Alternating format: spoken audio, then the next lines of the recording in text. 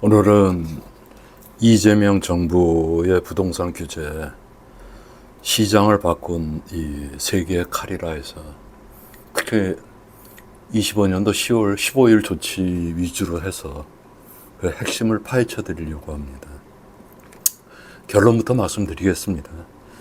이재명 정부의 규제는 한마디로 돈으로 집 사는 시장을 막고 실거주만 남긴다 입니다. 즉 투자 아예 차단하고 갭 투자 봉쇄하고 다주택 압박해서 내놓게 하고 실거주만 유도하겠다는 이 구조입니다. 그래서 우선 이 대출 규제를 보면 가장 강력한 핵심이 여기 들어가 있는데, 주담대 최대한 6억 제한, 다주택자 대출 사실상 금지, 그 다음에 LTV 40% 수준, 전입 의무 강화, 갭 투자 차단, 실거주 의무를 가한 거죠. 여러분, 이번 정부 정책의 핵심은 사실은 세금이 아닙니다. 이 대출입니다. 왜냐하면 부동산은 결국 레버리지 시장이기 때문입니다. 갭 투자. 그것 때문에 이 아파트 가격이 올라가는 영향이 상당히 커요. 그래서 돈 있는 사람만 사게 만들면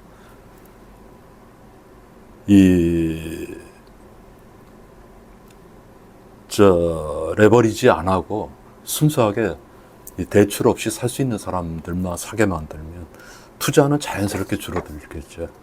그래서 나온 게 6억 한도 다주택자 대출 금지입니다. 이건 단순한 규제가 아니라 시장 참여자 자체를 바꾸려는 정책입니다. 두 번째로 세금 규제, 다주택자 압박입니다. 핵심 내용은 양도세 중과 보류하겠다는 거 하지 않겠다. 이미 5월에 시행이 됐죠. 그래서 재강화되는 거, 장기 보유 특별 공제 축소 검토, 실거주가 안 할 경우에, 그 다음에 비거주 1주택자까지 규제를 확대하겠다는 거죠. 여러분, 과거에는 이 집을 오래 가지고 있으면 세금을 깎아줬습니다. 하지만 지금은 다릅니다. 투기용 보유는 불이익, 이게 핵심입니다. 정부 메시지는 명확합니다. 집은 사는 곳이지 투자 대상이 아니다. 그래서 앞으로는 버티는 것보다 파는 게 유리한 구조를 만들겠다는 겁니다. 그 다음에 진짜 핵심적인 이 규제가 토지거래 허가제입니다. 그리고 토지거래 허가 지역 등을 포함한 규제 지역을 서울 수도권 대부분의 지역으로 확대를 했다는 거예요. 핵심 내용은 서울 전역 규제 지역 지정, 경기 핵심 지역 포함 확대, 실거주 의무 강화, 거래 자체를 통제.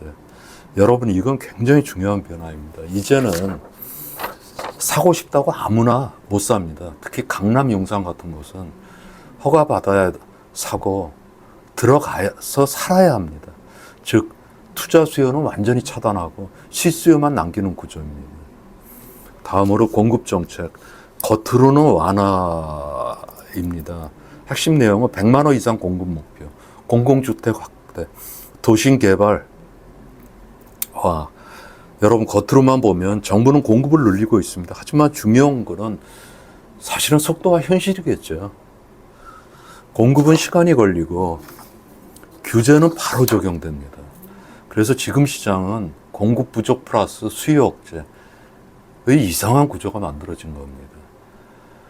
그래서 전체의 그 진짜 구조를 핵심을 통찰해 보시면 한 줄 정리로 세금 플러스 대출 플러스 거래 제한, 투기 제로 구조로 만들겠다는 겁니다. 여러분, 이번 정부 정책은 한 방향으로만 움직입니다. 투기 제거, 그래서 대출을 막고 세금을 올리고 거래 제한하고 이 세 개를 동시에 쓰고 있습니다.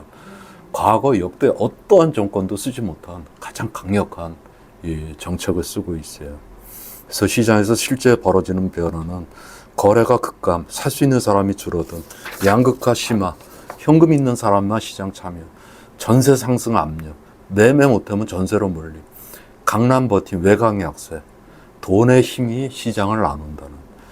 여러분, 지금 시장은 오르는지 떨어지는지가 아닙니다.